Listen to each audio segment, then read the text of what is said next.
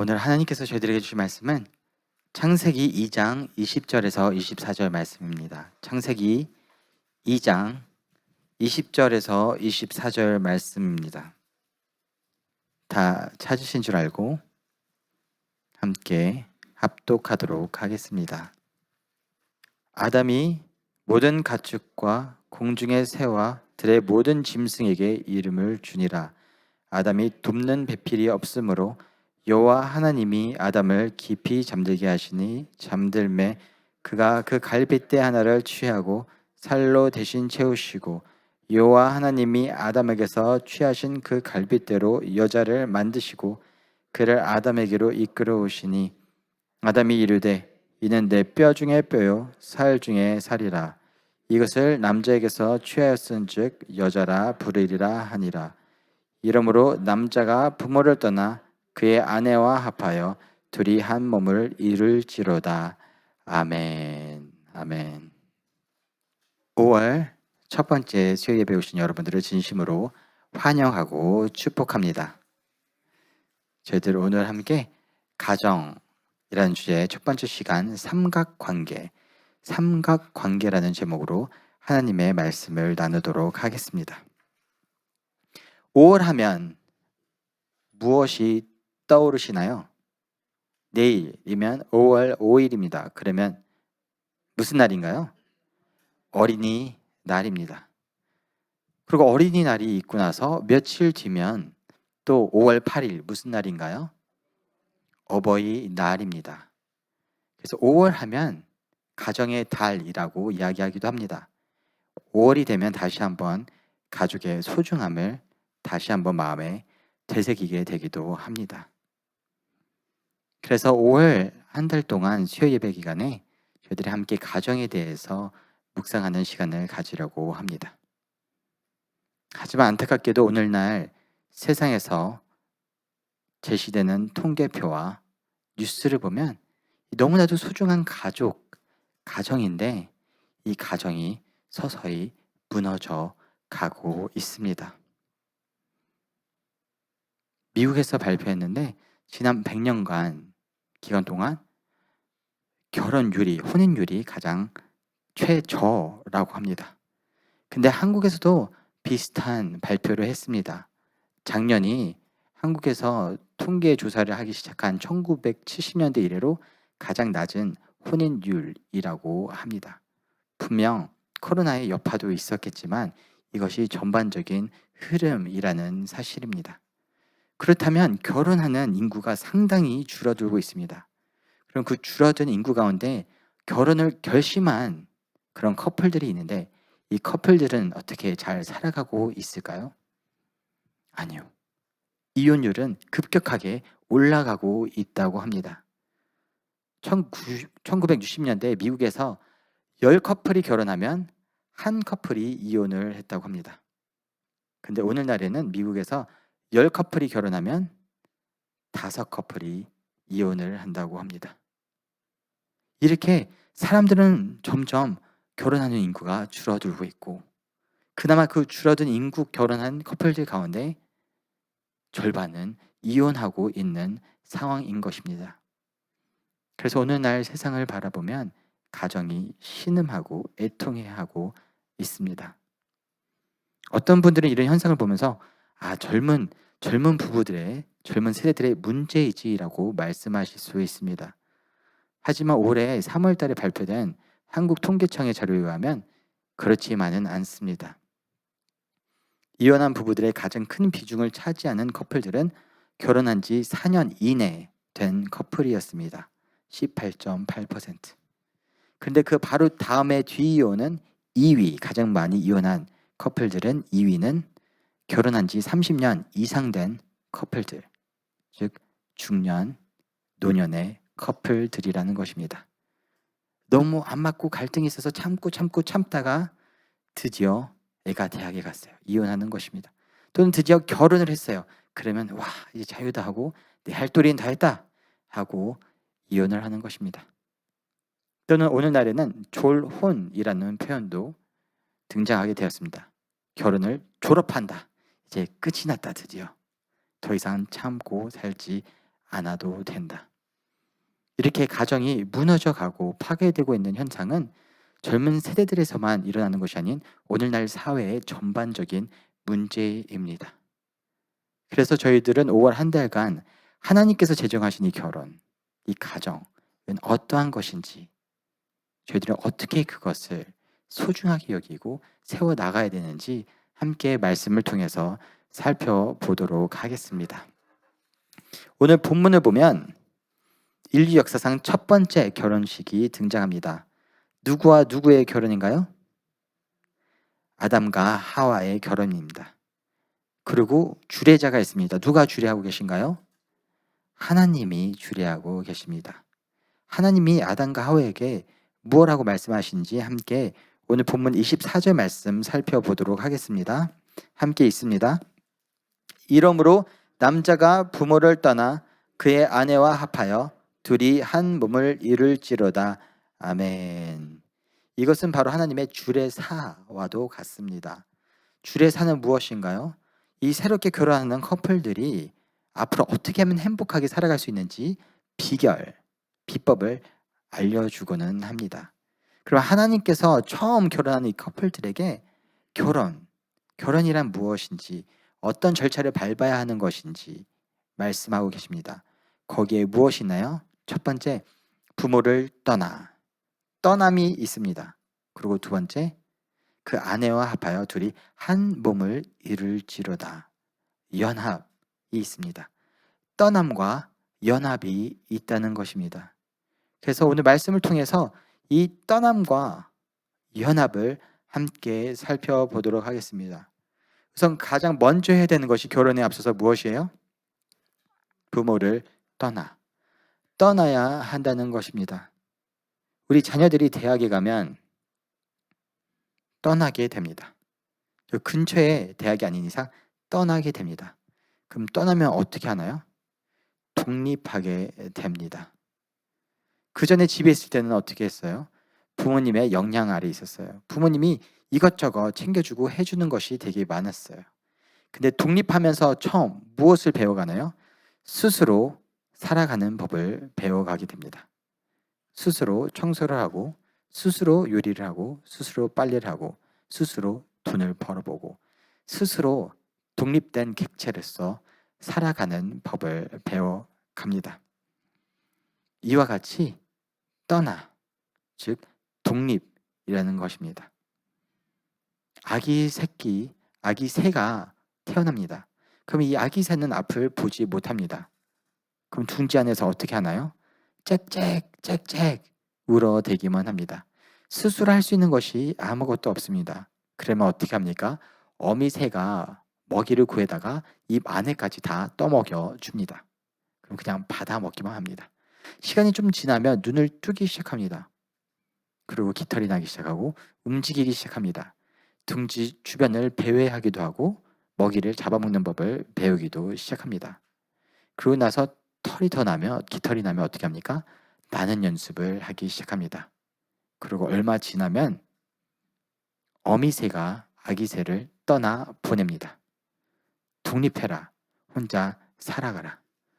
끝까지 지고 살아가는 어미새는 없습니다. 때가 되면 아기새를 떠나 보냅니다. 독립시키는 것입니다. 그래서 자녀들이 떠나가고 나서 그 공허함을 느끼는 것을 빈둥지 증후군이라고 표현하기도 합니다. 동물들은 이 원리를 너무나 잘 알고 있습니다. 하지만 안타깝게도 사람들에게는 이게 잘 되지 않는 것 같습니다. 뭔가 잘 떠나 보내지 못하고 떠나가려 하지 않고 계속해서 의존하는 그런 경향이 나타나게 됩니다. 부모를 떠나라는 것은 연을 끊으라는 이야기가 절대 아닙니다. 왜냐, 하나님께서는 부모를 공경하라라고 십계명을 주셨습니다. 부모를 공경하되 독립된 객체로서 정서적으로, 경제적으로 스스로의 선택을 할 수 있는 독립된 객체로 성장해 나가라라고 말씀을 하시는 것입니다. 마치 하나님이 아담과 하와를 대하셨듯이 말입니다. 하나님 아담과 하와를 창조하시고 저희들이 이해하지 못하는 그런 위험한 수를 두셨습니다. 그것이 무엇입니까? 그들에게 결정권을 위임했습니다. 자유의지를 주었습니다. 하나님께서 하고 싶으신 마음, 하나님께서 품으신 꿈과 소망이 있는데 그대로 조종하지 않으시고 독립된 객체로서 인정하시고 위임해 주셨습니다. 너희가 선택해라. 너희가 판단해라. 너희가 결정해라. 내가 너무 원하는 게 있지만 내가 너희들에게 알려줬고 너희가 최종 결정을 해여라.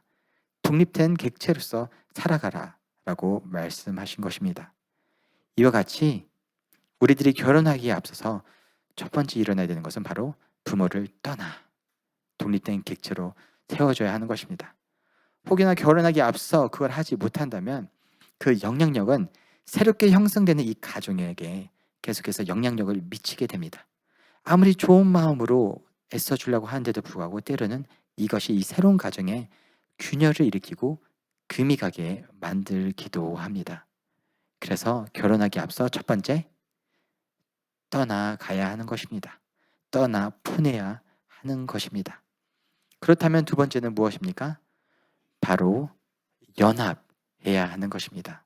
그 아내와 그 여인과 새로운 만난 사람과 연합하고 하나가 되어야 하는 것입니다. 하지만 연합하는 것은 생각보다 쉽지 않습니다. 결혼 준비하기 시작하면서 어떤 현상이 일어납니까? 갈등이 나타나기 시작합니다.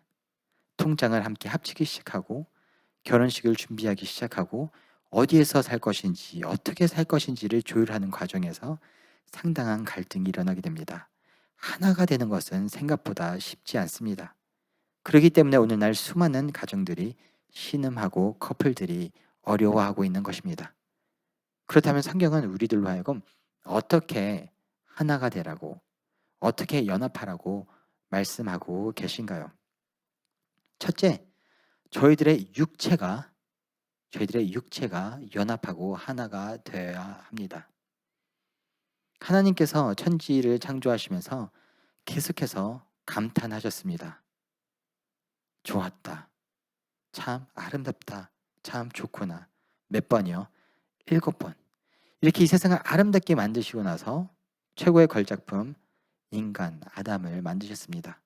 그리고 그를 에덴 동산에 두셨는데 그 다음에 아담을 바라보는 하나님의 평가는 무엇인가요? 창세기 2장 18절 말씀 함께 보도록 하겠습니다. 여호와 하나님이 이르시되 사람이 혼자 사는 것이 좋지 아니하니 내가 그를 위하여 돕는 배필을 지으리라 하시니라. 아멘. 하나님은 너무나 아름다운 세상을 창조하시고 그 모든 것을 아담에게 주시고 누리게 하셨습니다. 그럼 어때야 하나요? 너무 좋아야 하는데 아담을 보니까 아담이 어떠한 반응을 보이고 있나요? 그가 혼자 사는 것을 보는데 그 모습이 좋아 보이지 않았다. 하나님 눈에 좋아 보이지 않았다는 것입니다. 왜요? 분명 하나님께서 인간을 창조하실 때 우리의 형상, 복수 되시는 성부, 성자, 성령, 하나님의 형상으로 함께 살아가는 형상으로 만드셨는데 이 인간이 혼자 있다 보니 뭔가 외롭고 쓸쓸하고 너무 세상은 아름답는데 그렇게 좋은 심정이 아닌 것입니다. 하나님께서는 그것을 보시고 이미 계획하셨던 것처럼 돕는 배필, 함께 살아갈 수 있도록 돕는 배필을 붙여주십니다. 그리고 한 몸이 되어라, 연합해라 라고 말씀을 하십니다. 그래서 함께 거할 때, 두 지체가 함께 살아가게 될 때 그것이 육체적인 연합인 것입니다. 그래서 오늘날 세상에서도 실질적인 결혼 예식을 치르지 않았어도 함께 살아가는 커플들을 무엇으로 인정하나요? 사실혼 관계, 마치 결혼한 것처럼 인정하기도 합니다. 우선은 육체적인 결합이 있어야 합니다. 하지만 그것이 온전한 연합은 아닙니다. 육체의 결합이 함께 거하는 것이 온전한 연합이라고 생각한다면 그것은 큰 착오입니다. 왜냐? 또 하나의 연합이 있어야 합니다. 두 번째 연합은 바로 혼의 연합입니다. 우리의 육체가 하나가 되고 우리의 혼이 하나가 되어야 합니다. 영어 표현에 soulmate라는 표현이 있습니다. You are my soulmate. 너는 나의 soulmate야. 누구에게 그런 표현을 하나요? 굳이 말을 하지 않아도 내 마음을 다 알아주는 사람, 마음이 통하는 사람을 soulmate라고 합니다. 그래서 너무 친한 친구, 내 마음을 다 알아주는 친구, 또는 이성, 내 마음을 다 알아주는 이성에게 넌 나의 soulmate야 라고 표현합니다. 성경에서도 이런 혼이, 마음이 하나 되는 그런 관계를 보여줍니다. 바로 요나단과 다윗의 관계입니다. 함께 사무엘상 18장 1절 말씀 함께 읽도록 하겠습니다. 다윗이 사울에게 말하기를 마침에 요나단의 마음이 다윗의 마음과 하나가 되어 요나단이 그를 자기 생명같이 사랑하니라. 아멘. 요나단의 마음이 어떻게 됐어요? 다윗의 마음과 하나가 되었다. 마음이 하나가 되었다.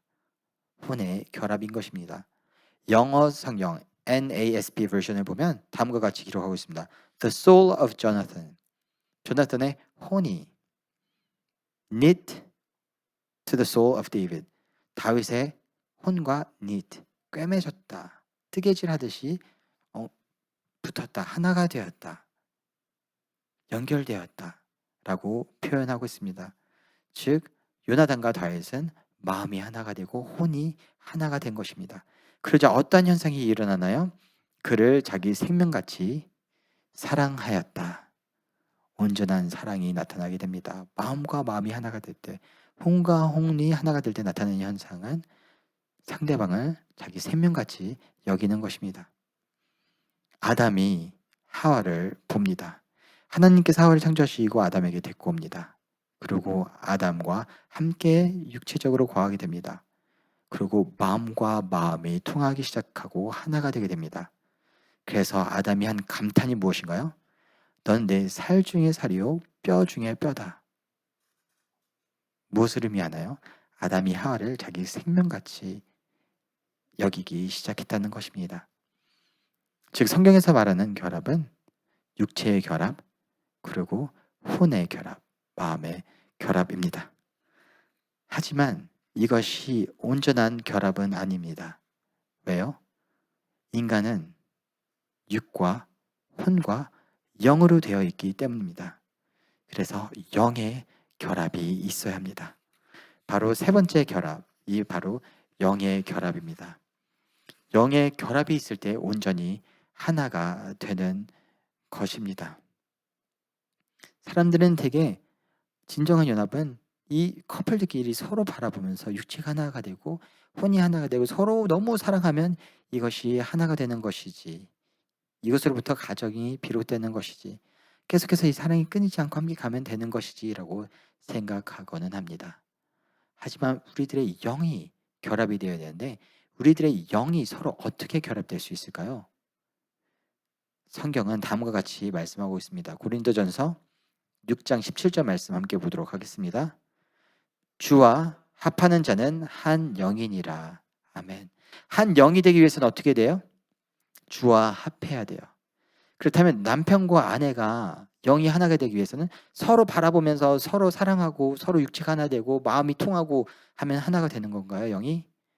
아니요. 남편이 예수 그리스도와 주와 그를 사랑하고 그를 구주로 여기고 모심으로써 예수 그리스도와 합할 때 그의 영이 그리스도의 영과 하나가 되고, 또 아내가 예수 그리스도를 주로 모시고 구주로 모시고 주인으로 모시고 예수 그리스도를 사랑할 때 예수 그리스도와 합해질 때 영이 하나가 되고, 그럴 때 남편과 아내 영이 하나가 되는 바로 삼각관계.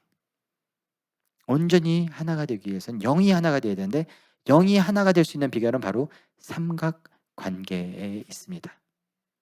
서로 아무리 바라보고 아무리 사랑하고 아무리 육체가 하나 되고 혼이 하나가 된다고 온전히 하나가 되는 것이 아니라 영이 하나가 되는데 이 영은 서로 바라본다고 절대 하나가 될 수 없습니다.